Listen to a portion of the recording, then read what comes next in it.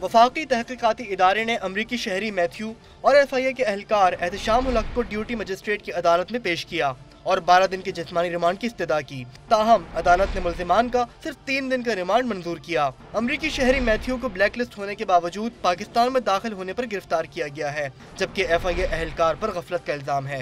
FIA को मुल्जिम के वालिद सब इंस्पेक्टर राजा आसिफ की भी तलाश है। वजीर दाखिला चौधरी निसार अली खान ने मैथ्यू की आमद का सख्त नोटिस लिया है और FIA के असिस्टेंट डायरेक्टर समेत इस्लामाबाद एयरपोर्ट पर तैनात इमिग्रेशन शिफ्ट मुअत्तल करने का हुक्म दिया है, जबकि ब्लैक लिस्ट में शामिल होने के बावजूद मुल्जिम को वीजा जारी करने पर पाकिस्तानी सफारत खाने के अफसरान से भी जवाब तलब किया गया है। मुल्जिम से तफ्तीश के लिए SP investigation captain retired Ilyas की सरबराही में JIT तश्कील दी गई है।